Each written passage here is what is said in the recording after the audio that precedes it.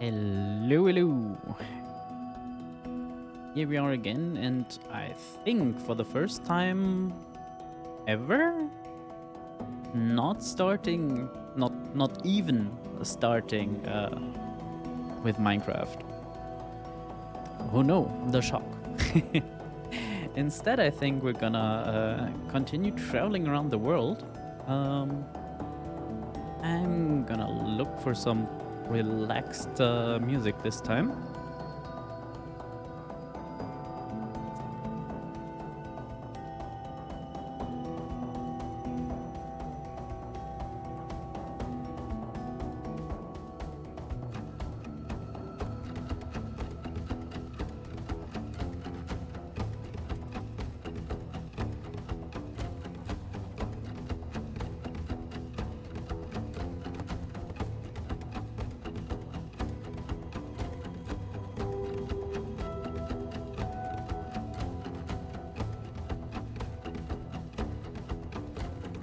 Now let's see how bad that, well, how loud that music is.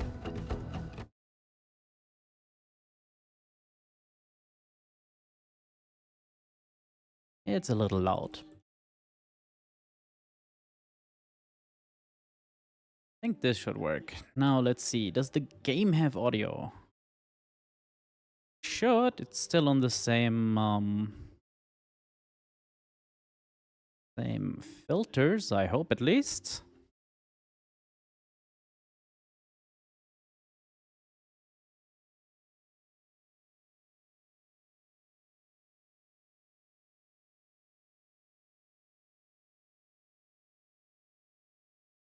Okay. Game is visible and hopefully audible. Let's see if I click like on the settings or something. Doesn't actually show up in OBS, which is a little annoying. Yeah, the game capture does not seem to work, the audio one. So let me fix that real quick.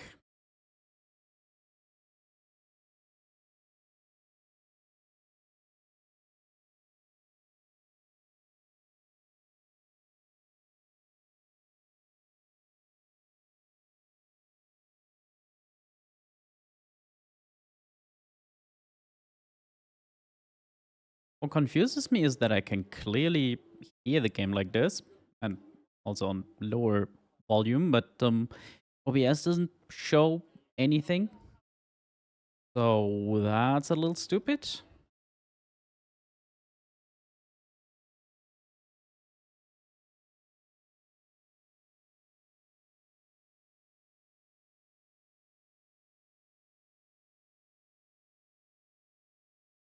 Might just re-add the whole thing.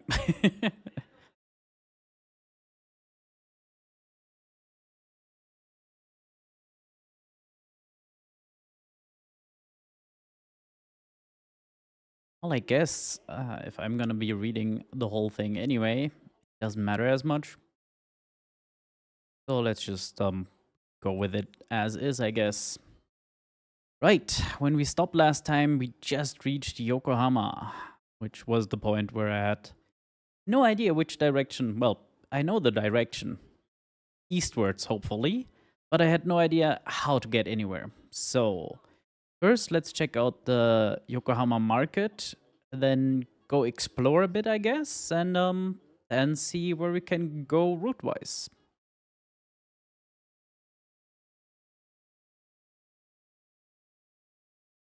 Any of this really price worthy? That's not bad, yes. Um, plastic wallet. Ah, San Pedro, San Francisco. Yeah, that would be nice. Do we have much more cold climate? Well, we might go through like Alaska. I want to keep the cold stuff for at least a moment. With stuff in Murph. Okay, leave the market. Go explore a bit.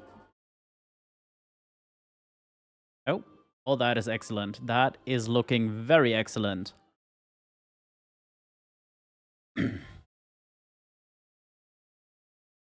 Straight to San Francisco. Wow. It was hard to believe that Yokohama had only relatively recently opened to foreigners. There was an entire foreigners district not far from the waterfront, where it was common to hear Chinese or Russian, where it was as common to hear Chinese or Russian as Japanese. Let's go with this one.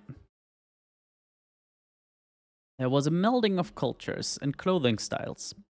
Russians arrayed in their rich colors, hoop skirted British ladies lately of Bengal or Singapore, Americans who had adopted the coat like Haori over their shirts and trousers. I noticed a Japanese man watching the scene with a look of intense concentration and scribbling in a sketchbook.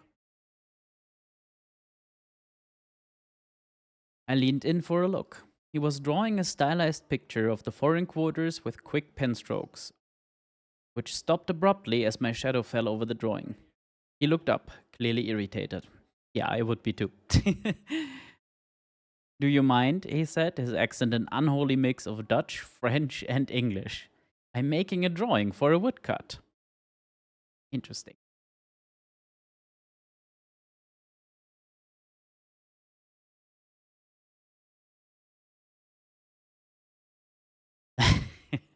Let's go with this. Why does that American appear drunk? I wondered aloud, and he covered his drawing jealously. It's an artistic impression of the foreigners, he stressed. Well, that's certainly artistic. Yeah, let's go with that. Certainly artistic, I allowed. The scene on page was much more lively than the merchants haggling and their wives and children riding about in carriages. You are very strange people, he pronounced after a brief silence. Everyone is strange, I replied thoughtfully, thinking of my travels. He shrugged, clearly unconvinced. He colored one of the women's skirts lovingly, his hand on the page much gentler and kindler. Kindler? This is starting off well, isn't it? His hand on the page much gentler and kinder than his voice had been. Finally, he thrust the paper in my direction, assuring me that it was only a preliminary sketch. I accepted gracefully, charmed that he had chosen to bestow a gift upon a near stranger. I stored it carefully. It was a fine souvenir of Yokohama. Excellent. Now let's see. When the fuck does this go? 4,000 monies!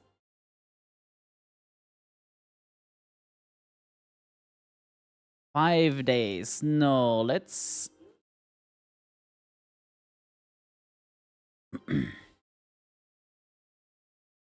Is that £3,000 like now?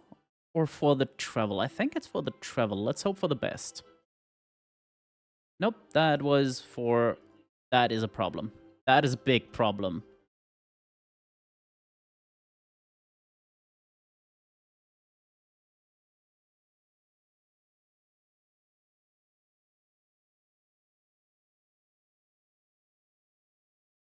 Okay. So we need some more money, I guess. A fucking lost Rembrandt. I'm not going back to Munich anytime soon. I should have sold that. Oh well. It's a little money. Oh, that's nice. Okay, now we're not going through more cold, hopefully. Do we need the Caribbean? Yes. Yes, that still makes sense. Where the fuck is Murph? Well, certainly worth more than 14 bucks, so. Huh. I could get rid of the shaving kit, save a whole ass some. Yeah. Let's do that and get a hotel for the night. We took a room and settled in, and. More exploration? Let's do more exploration. I spent a few hours walking around and succeeded only in having my pocket picked. Aw, man. Well, that's just rude. I don't want to go to Manila. I would like to go on this.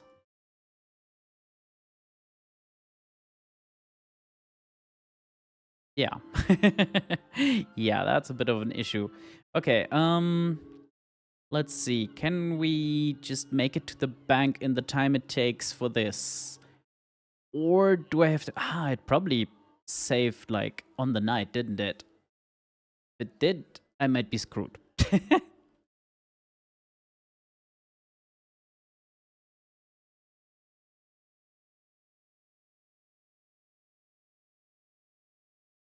Because there isn't anything more I could sell here. No.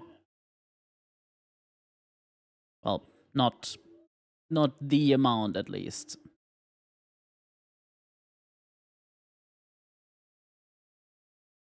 So we're gonna try the bank and get...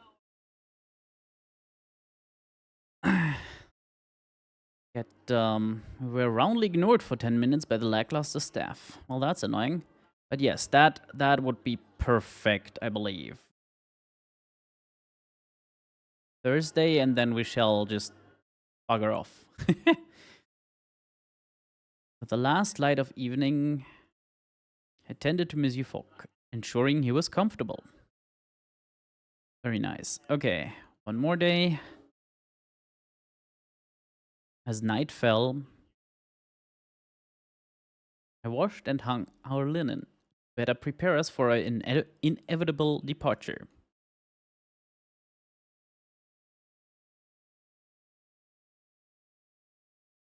Oh, right, tapping the clock. Yes.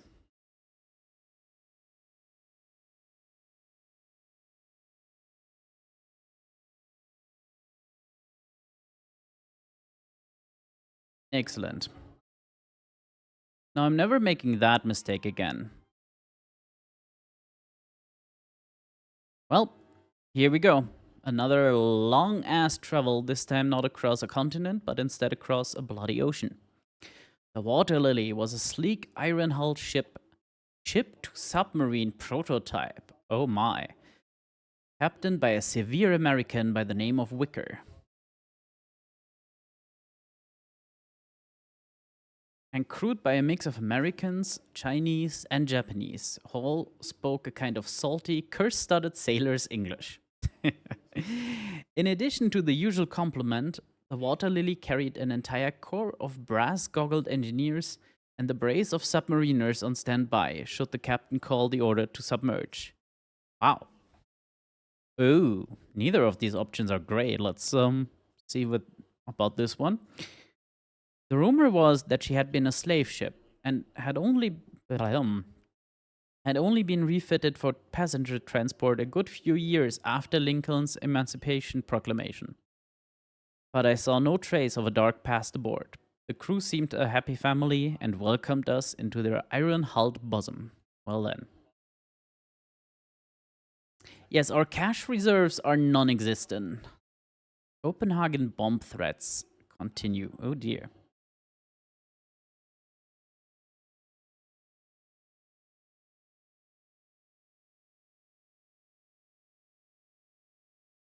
Our cabin, while hardly spacious, was adequate to our needs. One of the midshipmen came one of the midshipmen came by to show us how to use the pressure seals in case of submersion. But in all other aspects, I looked forward to a peaceful steamship ocean crossing. I was not to be so lucky. No, of course not. That doesn't make for a great story, does it? Ow, ow, ow, jeez.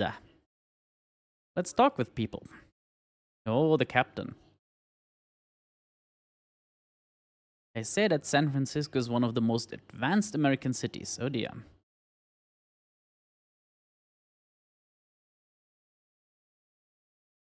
Ernie's a tiring one. Okay.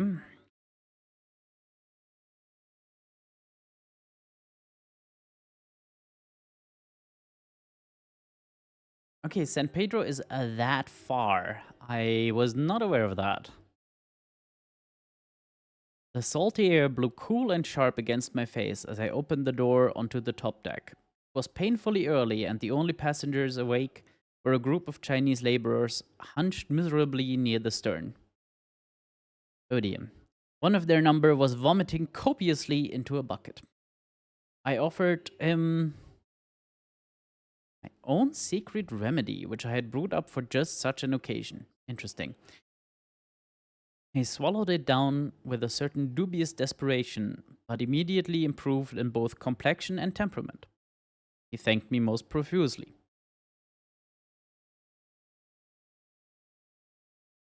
I asked them about the captain, but with no language in common, communication was impossible, so we settled into playing dice in quiet silence until the sun rose.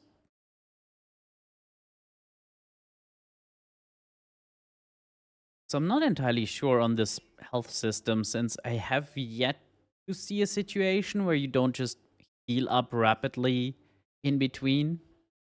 Um, Maybe I'm missing something there. You can't even really see the health, can you? Well, it's at 89 right now. I accompanied Monsieur Fogg to a game of whist with a family of American missionaries who were traveling back to San Francisco for a family wedding. What the hell is whist? Huh.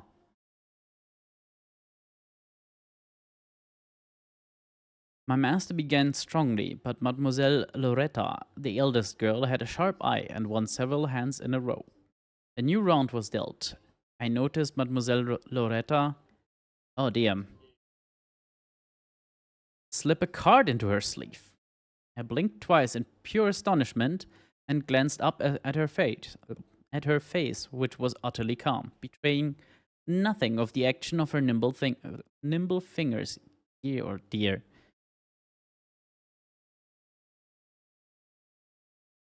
Let's see if we can make use of that knowledge later on. The minister's daughter was a cheat, and a skilled one at that. I filed away the knowledge for an opportune moment, catching her eye to convey that I had noticed her little sleight of hand. She blushed with all the manufactured prettiness of an accomplished actress, then raised one eyebrow in silent challenge. Our journey continued on.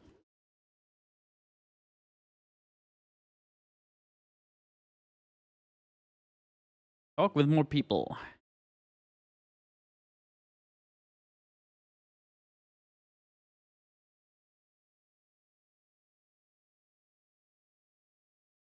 Transcontinental Express. Oh, that is interesting. Salt Lake City to Albuquerque. That to me seems more like a downward than eastward. But let's check it. Because we need some routes across the Americas. Oh, it's a little eastwards. Okay, okay. I spent today in the company of the water lily submariners. They were all hardy men and women who preferred the dim enclosed spaces of the hold to the top deck. Too much sky, one of them said, squinting suspiciously. Her crewmate nodded. All that fresh air. They shouted collectively and suggested a bracing race to the boiler room. I tried to keep up, but could not quite adjust to the lack of light and continually tripped over my own feet. Their commander, a short Japanese American woman, pronounced me an utter disgrace. I decided to salvage my reputation amongst the submariners and so lifted my head proudly and suggested, oh dear. Ah, the choices. Test of acrobatic skill. Though the submariners were all fit as horses, they had never attempted to, for instance, form a pyramid or walk the length of a corridor on their hands. They competed with me gamely, but admitted themselves outclassed. Commander Davis even applauded. It's Izumi to my friends, she said, clapping me heavily on the shoulder as I took my leave. You're not so bad.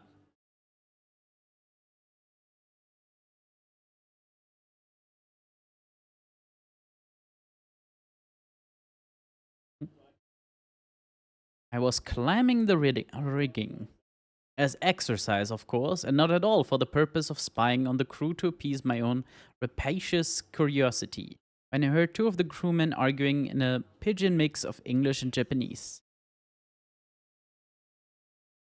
I closed my eyes and listened to the voices. Only a few words were audible over the howling of the wind: shrine, heathen, worship, before a sudden scream rent the air. Oh dear.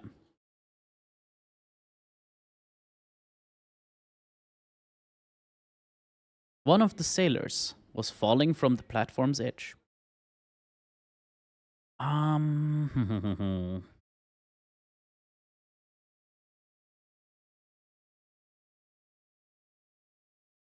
I was unable to look away as he fell. His body lay still and crumpled on the deck, but I heard his scream in my head for days after.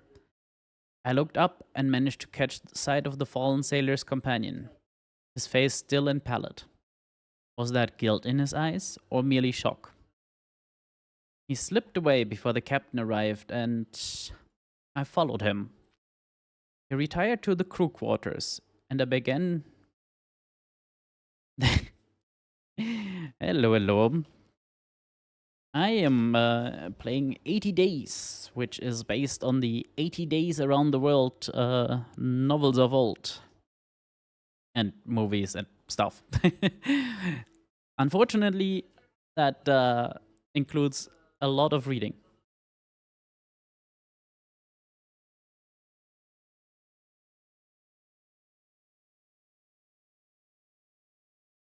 which is unfortunate mostly because it kind of kills my voice after some time. So the streams are not super long. Um, Dang, what kind of stupid are you? Thanks. I've also managed to kind of go a little broke, so we'll have to see how well that works.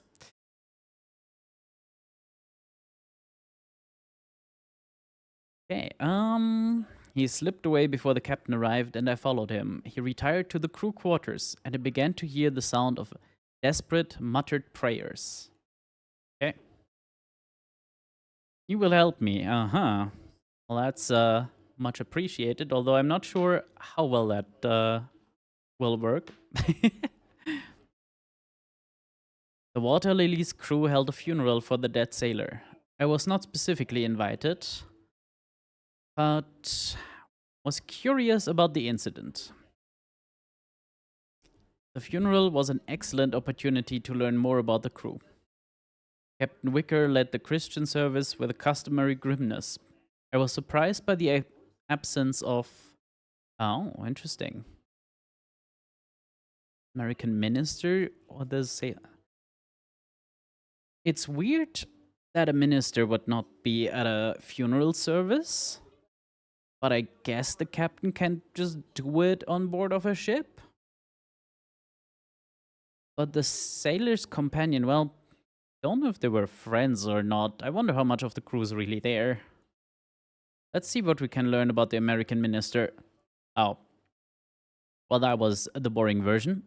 The American minister, but later discovered that the captain was of a different denomination and considered the missionary and his family only a short step up from heathens. Oh dear. Oddly, only half the crew had come to pay their respects. I see. I wonder if that is down to just not all of the crew being able to be there, or if it's still religious differences. I asked my neighbor about this breach of custom, and she narrowed her eyes. Joseph was a convert, she told me defiantly. The captain taught him to read the Bible himself. The rest of the crew are heathens. They stay away from our godly ceremonies. Ah, thought as much.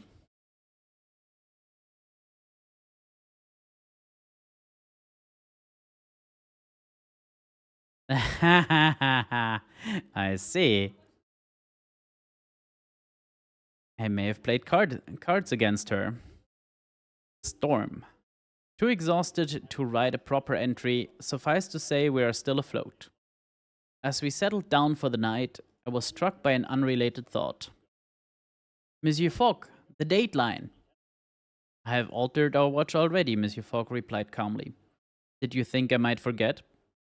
My master was, of course, correct. With an eye such as his, it was unthinkable that might miss such a detail. We had reached the point directly opposite of Greenwich, where the hours we had lost in traveling around the Earth were added back. A whole extra day.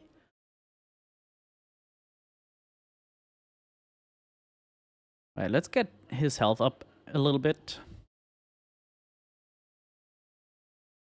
Yesterday's storm hit us with little warning. One moment I was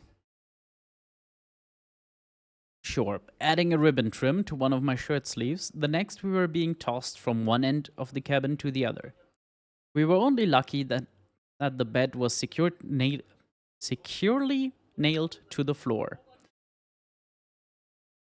Rain clattered against our iron hull, nearly drowning out the shouts of the crew. The storm lasted nearly 6 hours and blew us far off course. Oh dear. The captain spent most of the day peering at his charts, trying to locate our position. There's no land anywhere upon the horizon. Yeah, that's kind of the issue with the whole Pacific route, isn't it? Oh, look at that route. That is not great. Why are we talking about Honolulu now? That can't be great. To Acapulco. Oh dear.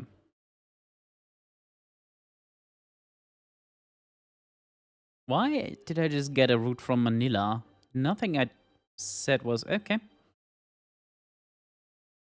Oh yeah, look at this bloody route here.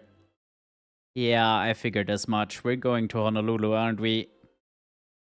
Oh, that is such a scam. Yep. The captain announced a change of destination. The Water Lily would now make for nearby Hawaii rather than San Francisco. We would make port in Honolulu in 5 days and would have to find our own further conveyance from there. That is just disgusting. I paid so much money to get to fucking San Francisco. Now I'm gonna be stranded in fucking Hawaii with zero monies. Oh, that is evil.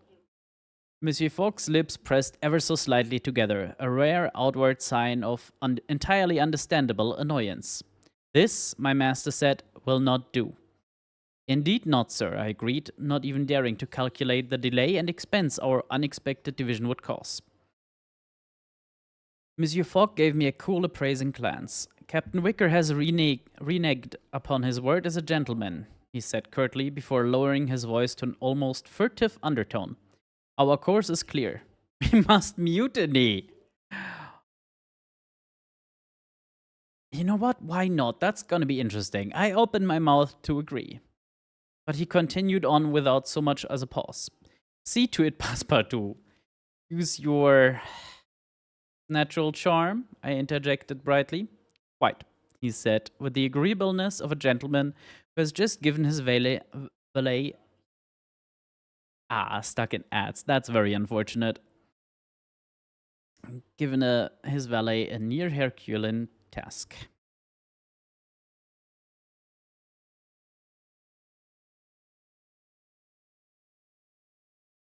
Well, Timmy, the advantage of being the only one active in chat means I can now wait for you to return from ads, none of which you just heard. Hey, you're back. Excellent.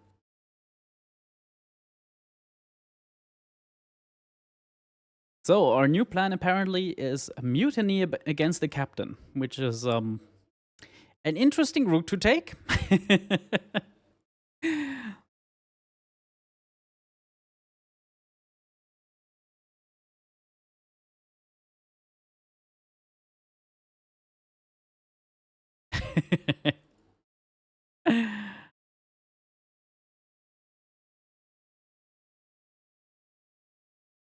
So I'm not sure how to start the mutiny. I guess we're doing it now. My task was clear.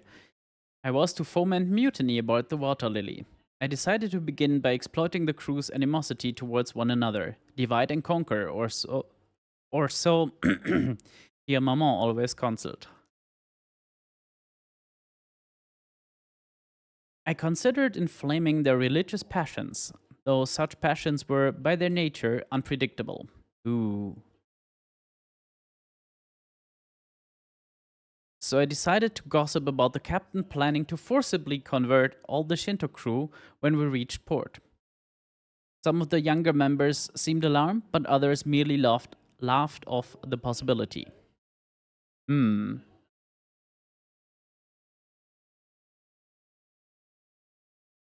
It was with satisfaction that I noted a certain increase in tension aboard the Water Lily, a situation I would carefully have to exacerbate if my master's mutiny was to have any chance of success. Next, I attempted to ingratiate myself with Commander Davis and the submariners, who were rather storm tossed and disgruntled. There are no storms underwater, the commander muttered, her hair a tangle underneath her cap. I am. We should have submerged, I agreed. Captain Wicker risked all our lives. I think perhaps he does not trust your ability as submariners. Ooh. The commander's face darkened at my assertion. Perhaps you are right at that, he said. Perhaps so. Oh, do we pressure this further? Well, that is kind of what it is. And from how I understand it, there's quite a few randomly chosen events and stuff in there. So each playthrough will be a little different, slightly different variation. Let's push this. Titanic. No, luckily not the Titanic. I've heard him say as much, I added, hoping to press my advantage. The commander's eyes narrowed suspiciously. Is that so? Why would he say such a thing to you? I nodded and winked. You do not know everything about me, I replied. The commander stared back unflinchingly, keeping her thoughts to myself. That's not right. I took my leave a moment later, hoping my seeds of doubt would spread.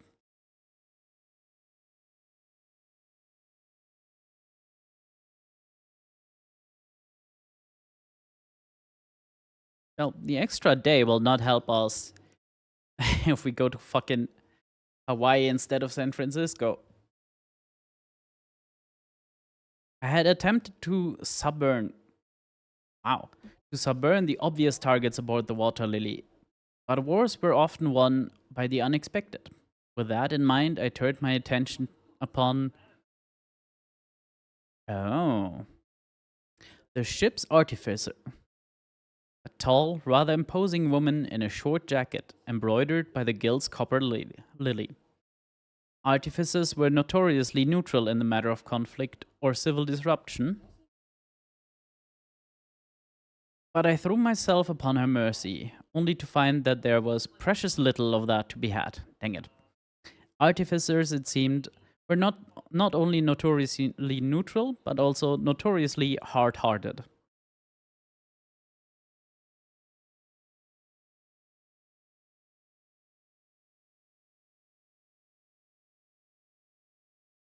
I spent the day putting the last finishing touches to my planned mutiny. It was a matter as delicate and serious as the creation of a souffle by a master chef.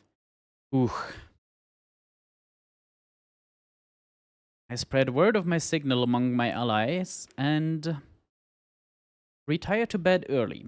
One could not mutiny on a bad night's sleep, after all.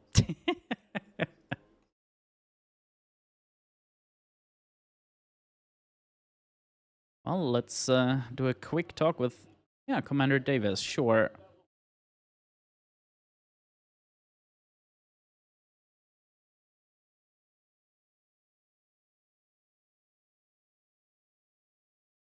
Go via Washington. Yeah, that's fine and all, but first we gotta bloody arrive there, don't we?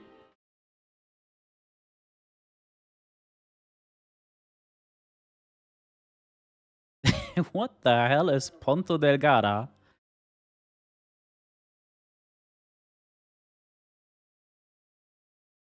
Well then, we reached Honolulu in the dark. The captain took a small skiff into the harbor with a few of his officers, wishing to inquire about repairs before putting the Water Lily into dry dock. Monsieur Fogg watched the boat for a long moment. Well, I mean, that island clearly was not the Netherlands, but you mean like a Dutch colony?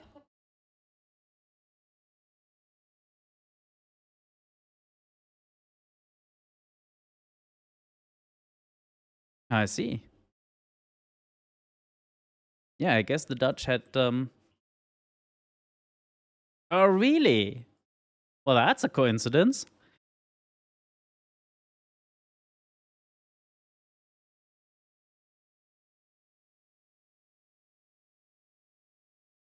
Let's just go all in with this. I assured him it was, and he nodded, having expecting no other response. Let us hope so. Well then, let's see how badly this goes, because I rather expect we're underprepared and are about to spend rather more time in hell.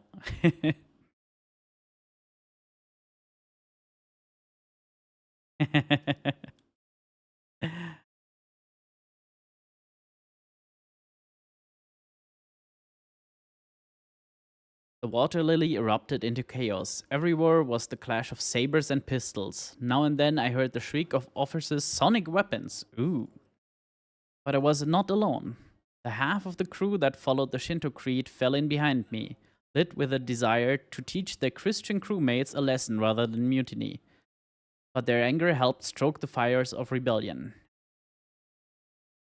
The Chinese laborers rewarded my friendship with steadfast loyalty, throwing themselves into mutiny with all the desperation of men and women who utterly loathed sea travel and longed to revenge themselves upon their instrument of torment in any fashion. They lit fires and tore up their already ragged sails. Sails? Aren't we on a steamship? Causing some welcome chaos. The submariners, led by Commander Davis, charged out of the hold of the ship like a horde of impossibly athletic avenging angels. There was a long, terrible moment when I wondered at their allegiance. Then Commander Davis caught my eye and winked. It's Izumi to my friends, she shouted cheerfully, driving back any stragglers loyal to Captain Wicker. I saw Mademoiselle Loretta trip up one of the loyal officers out of the corner of my eye. She tipped her bonnet in my direction, a gesture of respect from one player of the game to another. The whirl of the battle took me away, but not before I saw her falsify a magnificent feint and block the gangway to the navigation room. By noon, it was clear how the day would end. The mutineers raised a ragged cheer of victory. I myself had ended up with a debonair scratch upon the cheek, and had somehow come to be in possession of a brace of pistols and 3 sabers. Dear, dear. By the time the captain and the officers returned, we had complete control of the ship. They were quickly trussed up and. Ooh. If I throw them in the brig, I have a permanent and ongoing problem. If I let them return to their skiff, that whole ship is gonna be wanted by the authorities in no time. Then again, Hawaii is fairly far from everywhere. Let's try the skiff. Returned to their skiff to seek their fortune in Honolulu. Monsieur Fogg emerged, surveying the scene of the recent battle with a calm eye. Well done, he said, with a classic gentlemanly understatement. Still, it was well done, and more so if I do say myself. Well, now what?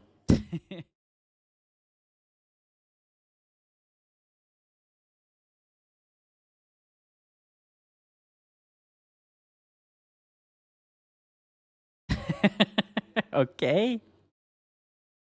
I feel like wool shirt and trousers is not a great idea. Being in Honolulu. Oh, excellent, excellent.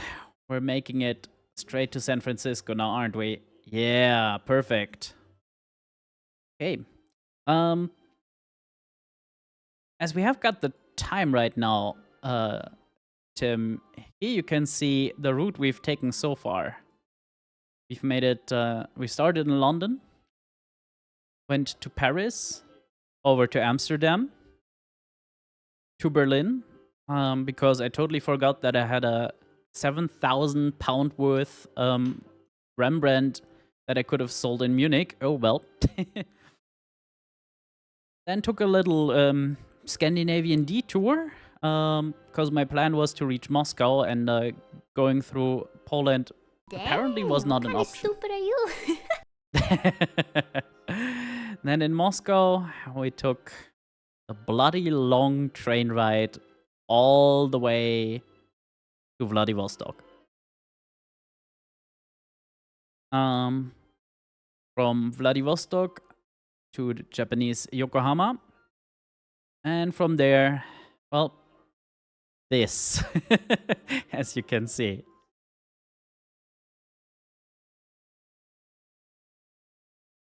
To my amazement, the successful mutineers held a vote and elected me the new captain of the Water Lily. I tried to refuse to little avail. What did I, Passepartout, know of captaining a vessel such as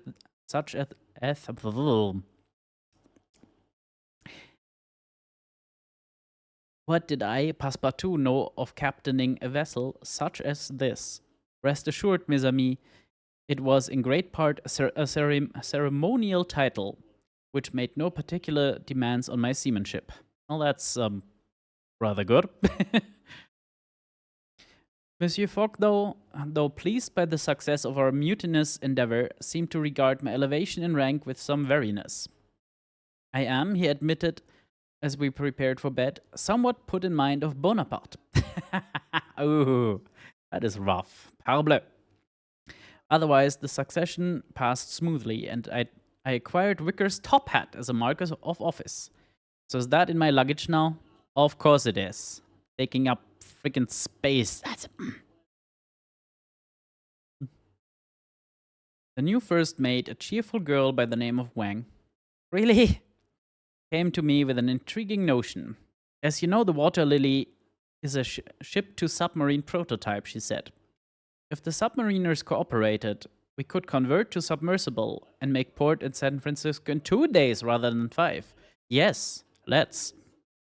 I called in Izumi, who greeted me with a flourish and a bow. My dear captain, she declared, not bothering to hide her amusement. Do you have orders for me? Can you get us to San Francisco in 4 days? Izumi's eyes sparkled. Captain, I have been waiting for that order all my life. I will make preparations and we will submerge tomorrow at dawn. How the hell do you navigate in a submarine when you have no radar or sonar or anything like that? Oh well, oh, that's nice. Izumi was a woman of her word. At dawn, the Water Lily began its preparation to submerge. I cannot record the technical particulars of the enterprise, but my own experiences were thus. The ship began to groan and scream as the entire iron hull shifted to cover the top deck. The sails furled and the masts collapsed. The screw propeller engines transformed themselves. Bells and alarms sounded as the bulkheads were closed and sealed. Within an hour, the Water Lily had transmuted from a surface skimming steamer to a watertight submarine. Izumi tossed me a fearless grin as she called for us to descend. My ears popped as we plunged ever deeper into the water of the Pacific Ocean.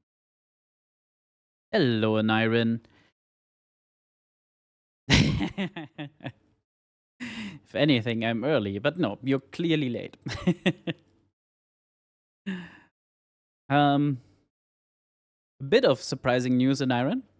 1, I am almost broke, as you can see.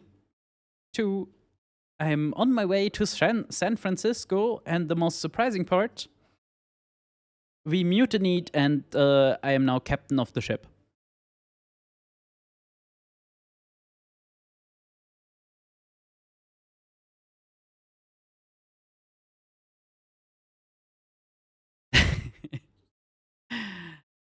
Potato Airlines. Well, Potato Submarine Lines.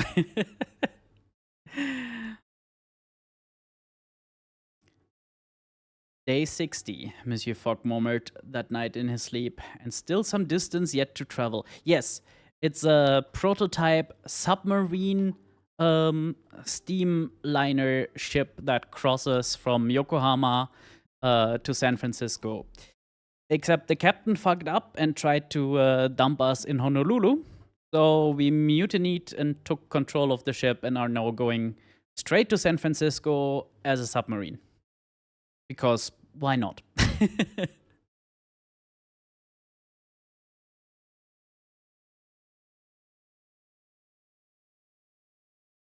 Look. I had little to do but pace the preternaturally quiet corridors of the submarine. Izumi and her crew were in firm and able control. I have no idea. The game said the captain's title is more uh, symbolic. Luckily, I befriended the submariner commander Izumi before I even knew there was gonna be a mutiny plot. So let's go. I resolved to enjoy myself. I was still captain of the Water Lily, even in her new configuration. The crew saluted every time I happened to saunter into their vicinity. On the whole, I would rather recommend submarining to the discerning traveler. We surfaced a few miles out from San Francisco. Apparently, a submarine emerging without warning in a harbor could cause all sorts of misunderstandings and complications. Izumi recommended that we row into the port on a skiff. To First Mate Wang. No, I think that's the better choice here. I formally renounced my captaincy to Izumi, as she was clearly the most capable sailor aboard the Water Lily. She blushed in pleasure and seemed unaccountably delighted. Good fortune, Passepartout, she called as we rowed away. You'll always have a home aboard the Water Lily. I turned towards San Francisco, still shrouded in the pale pre-dawn light. We have gained 3 days, my master said, and I could not help my answering smile.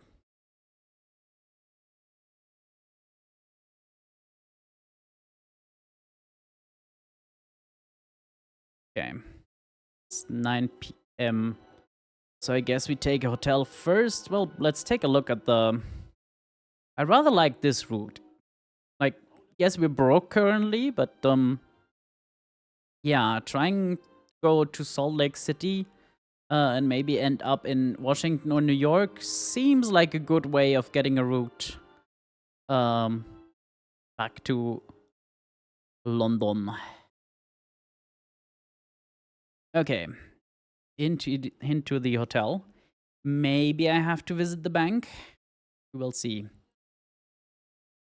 I just lost money, didn't I? San Francisco seemed less a city and more a ravenous beast, bent on consumption of everything, even itself. Oh dear. Within the ever expanding city limits,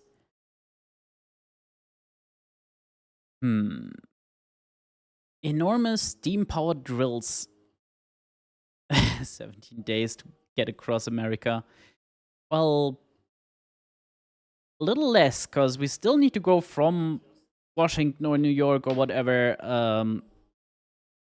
to actually London. So let's call that like 5 days at least, maybe a week. So we have 10 days to cross America. Oh, and Aaron, I also added a new redeem. Not just for you, but with you in mind specifically. Yes.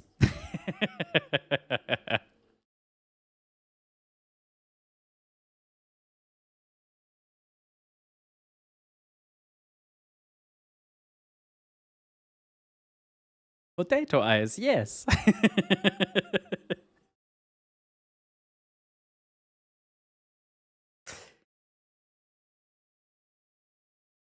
I would have liked it a little better if like it was close to Halloween, then I would have kept it until Halloween, but that's so far away. Now, in theory, it should automatically turn off. But let's see how well that works.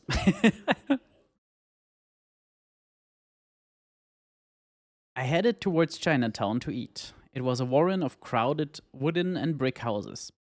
Temples, businesses, herbalists, laundries, and market stalls selling fruit and flowers.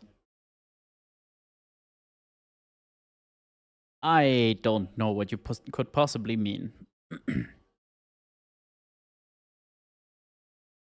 I was interested in conversation, so I decided to approach. What is a cute ponytail?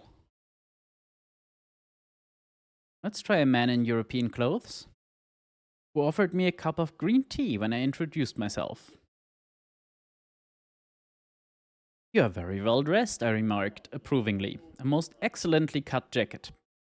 He chuckled and smoothed his crisp shirt. Many of my friends, they say, Lynn, you talk to foreigners, you wear their clothes, and I say to them, I am American now. And you are too. He pointed to a young man with his hair in a queue. Look at him with his old fashioned hair. There's a law against it here, but he wears it like that, the fool. Hmm. Yeah, yeah. I just from this bit now I got it. Never heard that before though.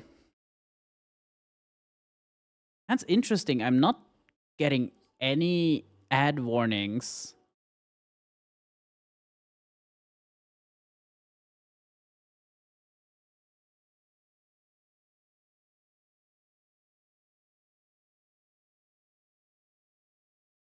Well, nothing to do about that, I guess. Yeah, I guess so. Twitch just decided, screw you, here's some ads. Welcome back. What a ridiculous law. But that is your tradition. Why is there a law against it? I asked. It hurts no one, surely. We must let go of our old culture, Lynn counseled. We are American now. Yeah, still, what is the point of that law? Why did they make such a law? Lynn looked at me with the pity of a wise man for a patent fool. Because they want us to become like them, of course, he shrugged. The sooner, the better. Hmm. Okay, we're just gonna wait real quick for the market. Sell the balalaika. That's San Pedro. Okay. Do we need the Caribbean timetable? I don't think so, but Chicago, Houston, Regina, Tulco, Dallas, New Orleans. Don't think we're going through either of those. Time to take a sip. Nobody likes a dried out potato. Let's go explore. Wee, hello. I figured you'd be over on the cat stream. Oh, you are. The dual streaming weep. Let's get something to drink.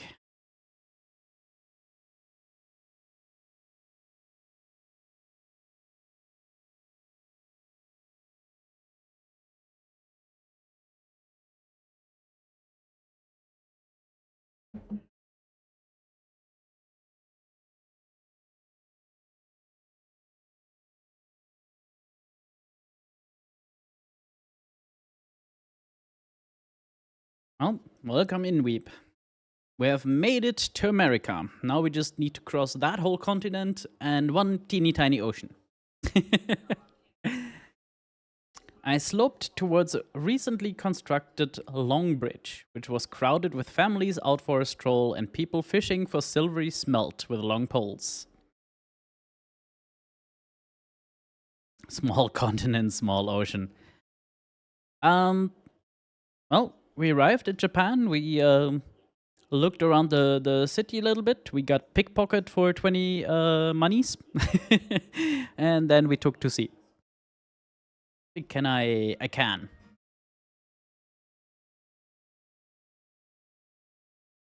So yeah. We left the last stream here. Then I took a very expensive boat ride, which is why the funds are looking like that. Then the captain of the boat fucked up. Um, decided, we'll just go to Honolulu. Yeah, right? Like, what the hell is that? Um, so we mutinied, took the ship from the captain, and now we're in San Francisco.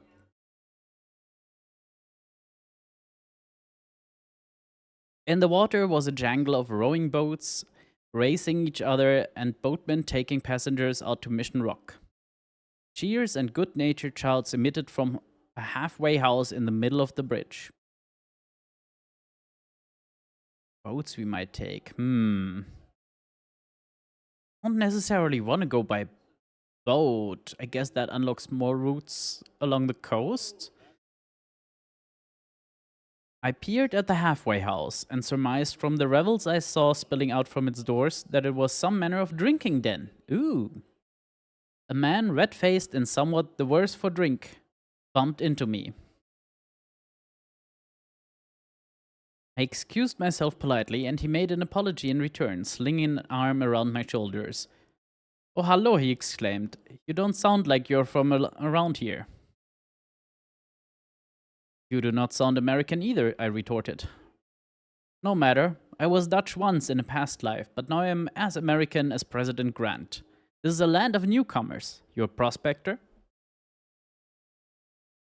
Kinda wanna say I'm a magician. Let's go for that. "I am a magician," he said. I said seriously. His eyebrow raised. "Are you? Do a trick." I told him to think of a number, double it, add 14, treble that. Treble that? Is that really how you... That must be like old-timey slang for triple, right? Subtract 24, divide by 6, and subtract the number he first thought of. Oh no, we have to actually do the math? Oh, Christ.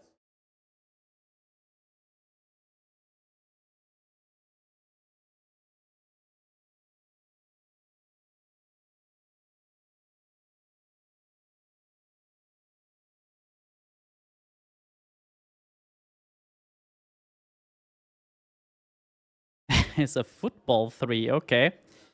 When I then held up 3 fingers, he declared in return that he was enumerator. Well then. Yes, math potato, surely. Also, hey, the thing automatically turned off. That works. Hooray! A brown-skinned woman slipped her arm into his. I looked for an introduction, and the man smiled quickly. "Ah, my manners," he shook his ruddy face. "I am Anders, and this is my wife, Jenny."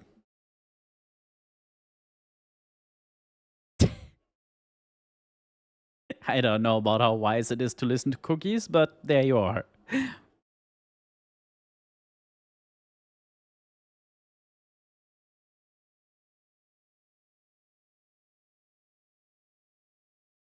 Oof.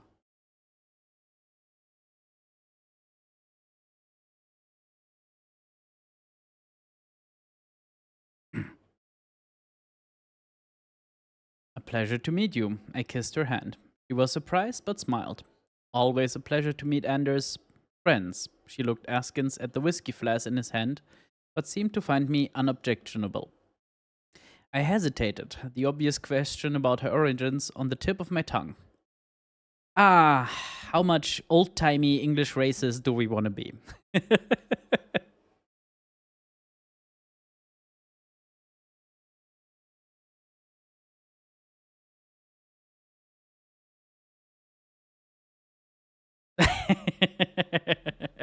Well, new time racist is different. I think, honestly, having been around like 3/4 of the world already, meeting a shit ton of people, might be a little smarter than that. I swallowed back the question, though clearly with a visible effort, for she laughed with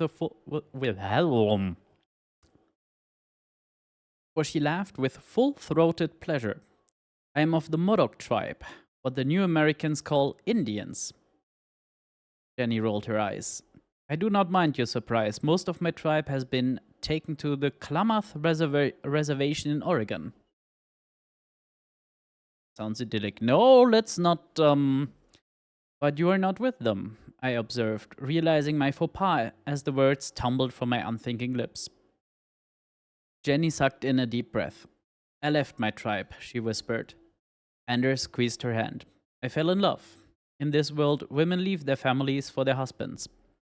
I made a home of my choosing, which is more freedom than my tribe can claim. Anders whispered something into Jenny's ear and she laughed, though I feared I had opened an old wound with my prying questions. I nodded and found my way back to Monsieur Fogg, who was sitting drinking tea with a disconsolate frown. It tastes like soap, he remarked, but would say no more. Character is now zestful. Hooray! um, anything else? Oh yeah, we already took a look at that. Let's see, what routes can we take? To Burlington. Yes, let's go to Burlington.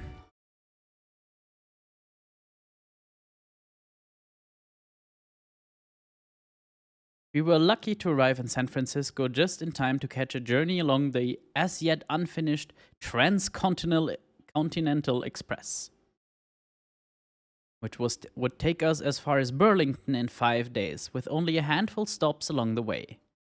Excellent. Yeah.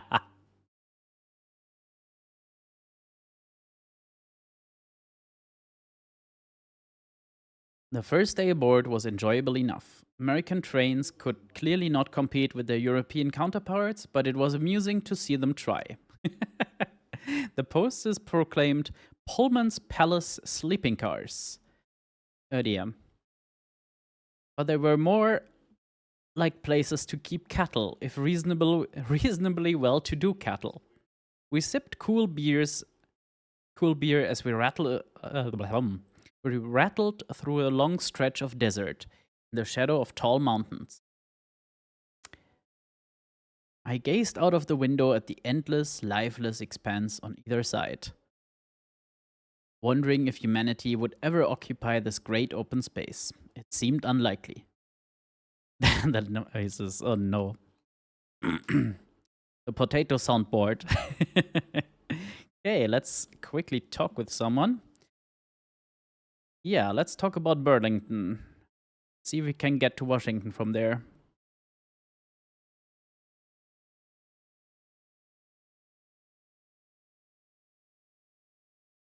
That's not Washington. Our fellow passengers were a curious mix of gold and silver prospectors, homesteaders, farmers from all corners of the world, Mormons, missionaries, soldiers, and stiff necked gentry of various sorts. I gave a young black woman with a deep red bonnet and an infectious laugh a nod of greeting. Her name was Diana. I'm meeting my husband in Cheyenne, she told me. He did construction work in New York, but New York isn't safe anymore. We have enough money to move now. Ooh. Why isn't it safe? I queried innocently, having only the broad strokes of American news and history. You did not hear of the draft riots in Europe? She asked wonderingly. New York has always had Confederate sympathies, and when the Union began drafting New Yorkers, they rioted. Huh. They killed and burned black homes. My husband has never felt safe since. But now, we're moving to Cheyenne. She smiled, nearly glowing with happiness. Where else can one go but New York? Now let's talk about happier things. I told her some tales of my adventures, which seemed to amuse her greatly, as the afternoon wore into the evening and we passed by Ogden, or is that Ogden, close to Salt Lake City. We watched as passengers disembarked, glimpsing fertile fields and well-tended ranches out the window of the train. Okay. I need to find, yeah, Burlington, New Orleans, I already know.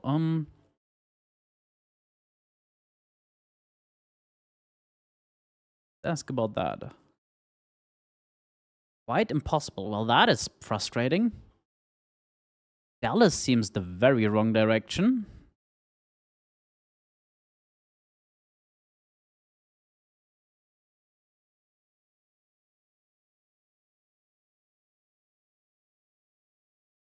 Yeah, Burlington, Dallas brings us a little backwards. Worst case, I go to New Orleans and get over here from there. Today, a fellow with a painfully trimmed mustache and impeccable suit approached me outside the lavatory. I made way so he could pass by, but he extended a hand to me. I am Felix Granger, he said. You are puzzled.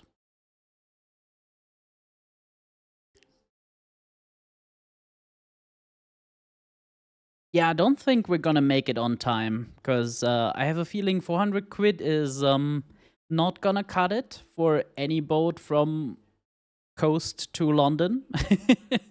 So we're gonna have to wait for the money to be wired from a bank, or have to get really lucky with some trades, which I'm also not seeing.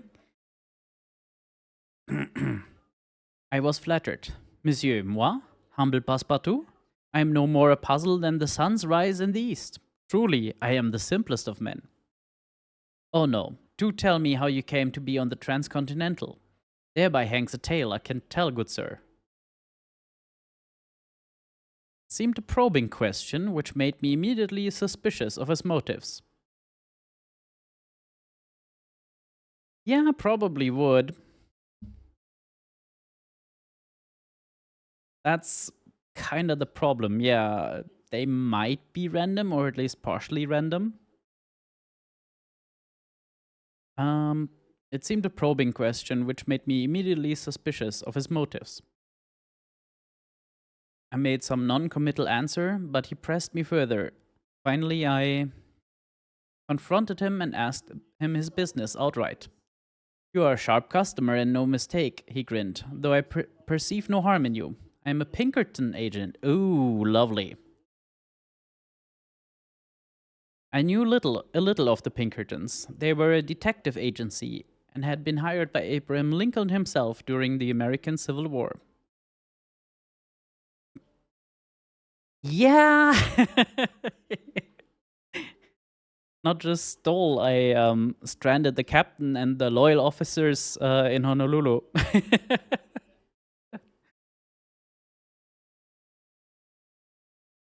What are you doing here? I asked, fascinated. He looked around before leaning closer to whisper his true purpose.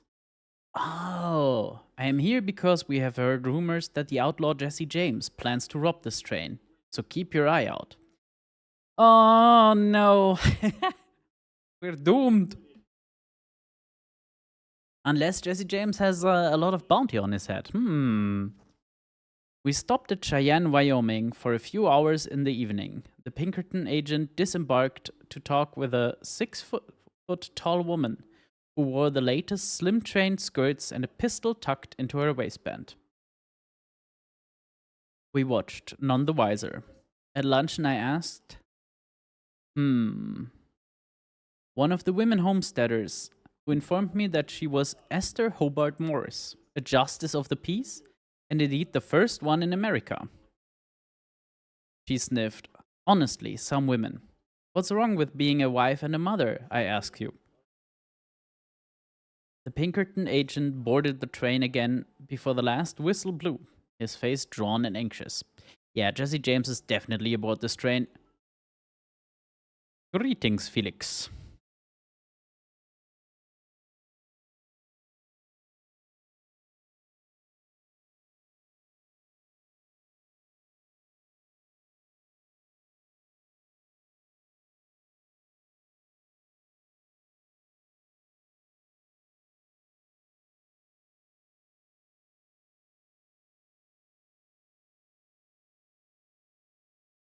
Washington, Las Vegas. That is very much the wrong direction. Washington, Dakar.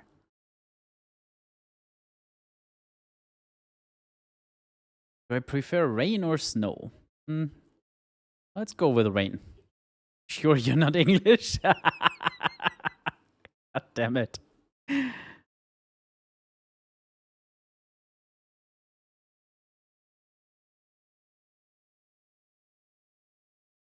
Well, that gave us a few new routes, none of which seem overly useful. Hello, Omaha. We were held up by outlaws, as the Pinkerton man had predicted.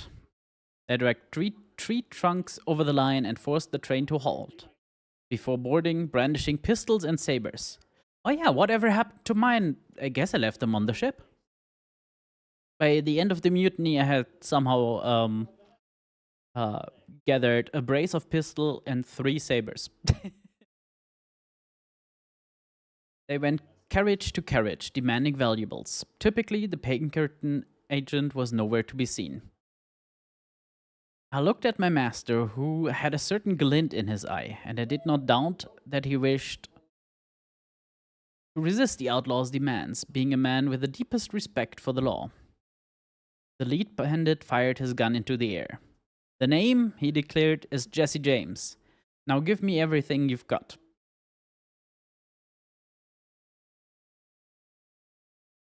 No, not possibly. I had already hidden our valuables on the warning of the Pinkerton agent, so I invited him to search my things with little success. The saber point moved on. Now it was at Monsieur Fox's neck. What about you? You look good for it. I dreaded what Monsieur Fox's response would be. His gallantry would never acquiesce to such a man. Monsieur Fox cleared his throat. I would trouble you to lower your sword, he said. Could. Yeah, I would trouble you to lower your sword. Crazy. I could stay quiet no longer. He's my gentleman, I declared. I carry his possessions for him. That's so, the outlaw declared with interest. So I should technically be taking from you twice, should I? Now this is gonna go badly. There was no other option. I hit him. Not a heavy punch, but enough to send him reeling a touch. And then Monsieur Fogg, with a swoop, battered him over the head with a trunk and threw the man out of our carriage. Through the window, I saw him being picked up by a group of rather surprised soldiers who waved a thank you. I feel like they could give me a little bounty for my efforts here, no? Then the steam engine restarted, and we were soon on our way. Not much worse for wear. A few hours later, we reached Burlington. We disembarked, grateful to have arrived in one piece.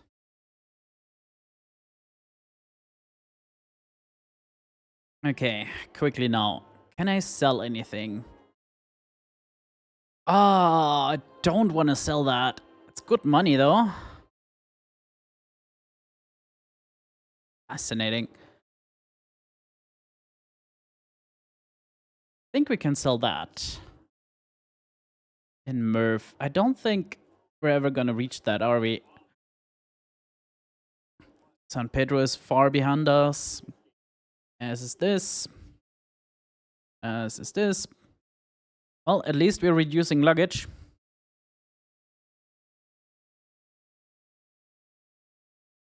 Now, where could we go? New Orleans. Wait. Excuse me? Behave.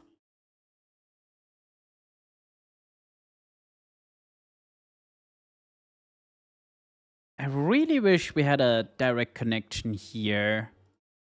So maybe I should go explore, huh? I can't go explore. Why can't I go explore?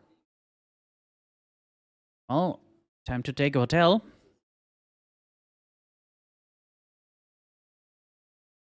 Surprisingly, we read that wrong. Well, probably unsurprisingly. It's certain fake passports from certain places that sell well in Yokohama, not a random passport. So it was worth well, the same as it was worth here, unfortunately. Burlington was situated on the west banks of the Mississippi River and had grown to prominence along with the steamboats that paddled up and down the long stretch of the river. The construction of the Burlington Railway route had caused a temporary influx of Chinese and Irish laborers into the town, where many of them drank and generally had a good time. Because definitely nothing ever happens with drunk and bored workers.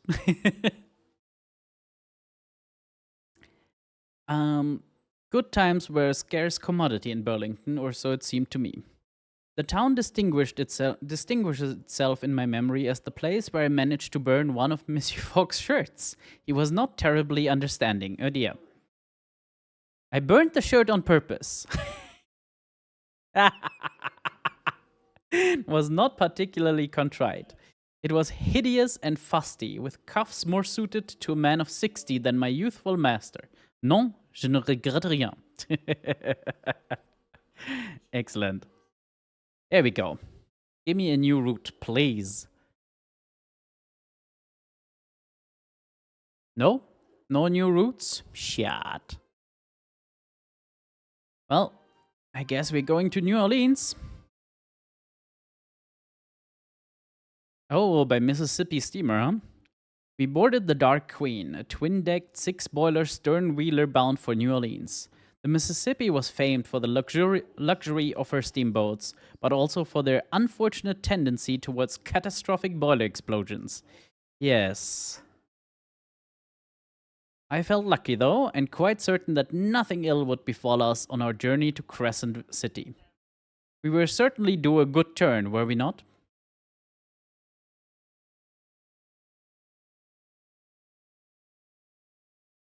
Ooh.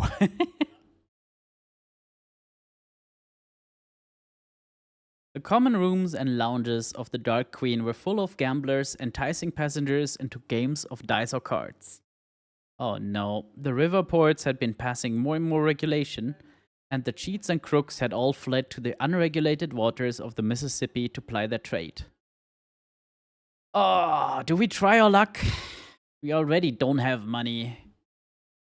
Let's see if we can cheat or cheat. I set about earning what I could, with unscrupulous card playing, using everything I had learned from the cool calculation of Monsieur Fogg. I did well enough, earning a few £100, but by the end of the evening, no one wanted to play against me again. There is no fresh meat aboard such a boat.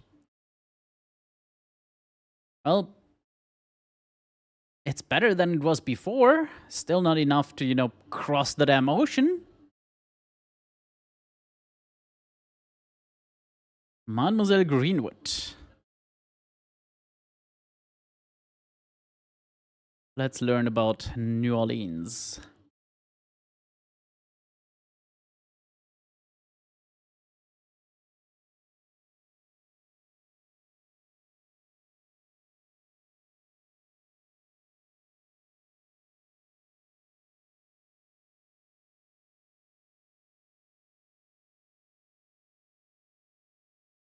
Sure, let's see what kind of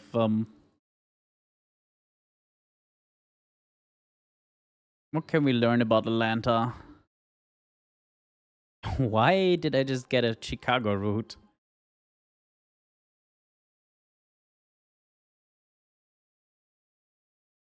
Captain Latour was clearly quite cozy with the gamblers and had something of their attitude himself. I'll wager I can get us to New Orleans in 3 days rather than 4, he shouted to the room at large. Who'll take the wager? Ugh. Let's just go to Miami. Yeah, seriously. We certainly could use an extra day. The captain seemed quite sure of it. Why not? £100 on it, I called. And the captain whooped before loping off to the engine room. Watch and learn, my friends. You'll see a record made today. Yeah, that ship is gonna blow up.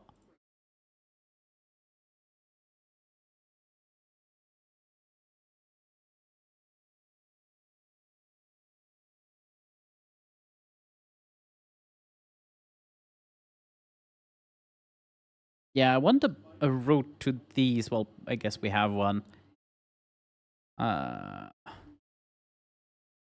Do you play the trombone? No. That's a shame. I'm looking for someone to join my band. Okay. I mean, that route is, yeah, not actually useful. New Orleans, Acapulco. Sure, we can just go there. Captain Latour ordered the Calliope? Hmm. To play a tune as he mustered the crew and gave them the order to push the engines to their maximum limit. The coal shoveler scowled at the extra work involved, but the captain ignored them magnanimously. The Dark Queen's crew seemed competent enough, but as the boilers whistled and screamed, the ship began to make ominous keening noises.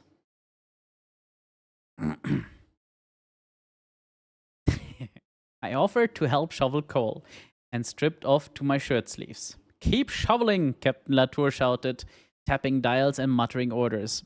He squeezed more oil onto the engine crank. We'll be in New Orleans by sundown. Which was when something began to make a screaming noise. I turned about, looking astern, seeing smoke issuing from a crack in the metal. Oh, yeah.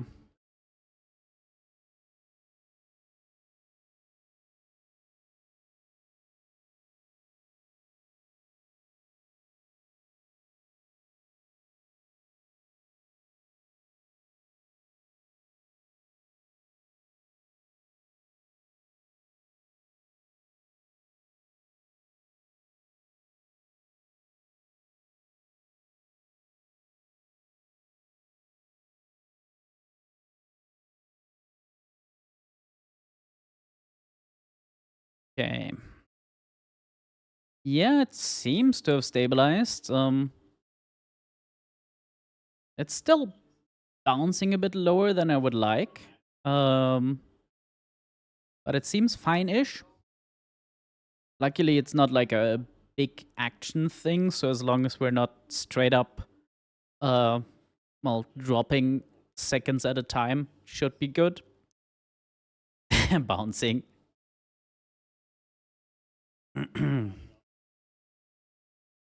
Yeah, I think it's okay now. Drop frames are slowly going back down. So, let's get back to the imminent ship explosion, shall we?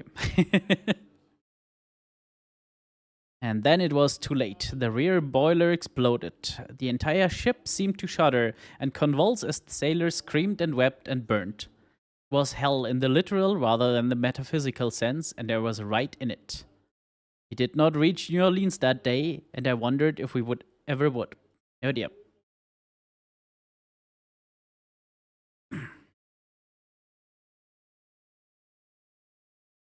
Money. We have very little.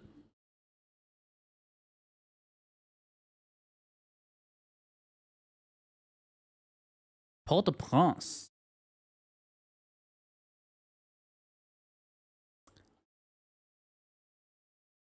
That, like.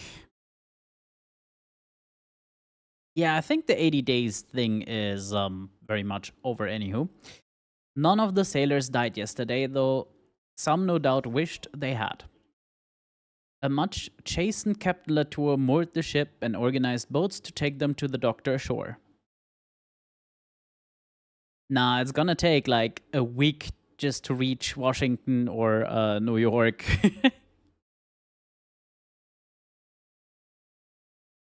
Monsieur Fogg and I were unharmed, at least physically, but there's no music or laughter on the Dark Queen's deck, and I do not think there will be for a long time.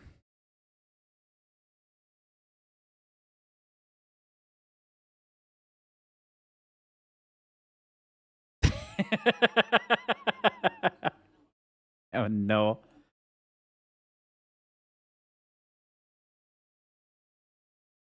The Dark Queen continued her journey down the Mississippi, though at a crawling pace. Captain Latour ordered only two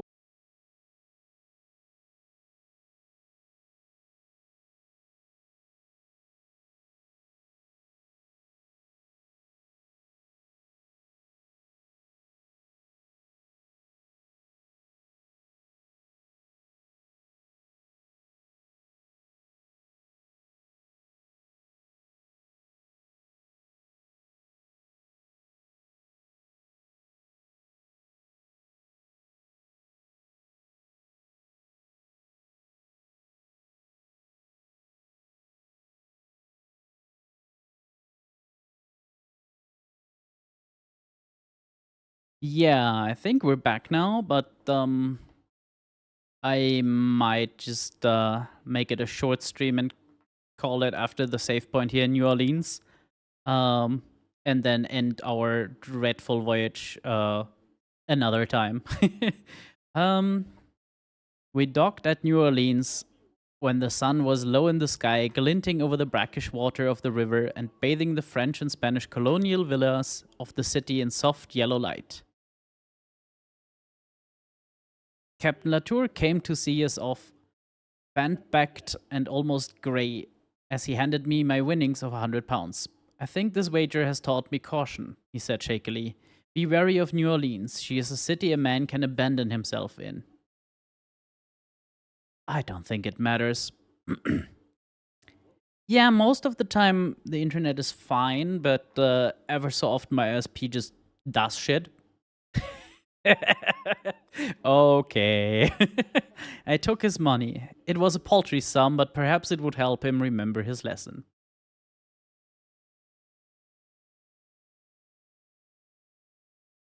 Right, New Orleans. So it has just saved there. Okay. Yeah, I think I'm gonna call it here. Internet might just be stable from now on, or it might continue to flop in and out. And this way I get to rate someone I basically never rate. So that's fun.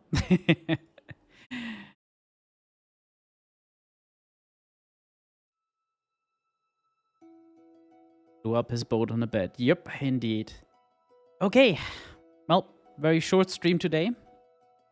Thank you everyone for being here and listening to me mispronounce things and repeat myself when reading out. Weep, no licking the dirt. I hope all of you have a good Sunday. And I shall see you next time. We're going over to Teach, who is torturing themselves with, what's that thing called? Oh, yes. A very difficult game about climbing, which is definitely not getting over it inspired. Okay, everyone. Have a good day, a good week, and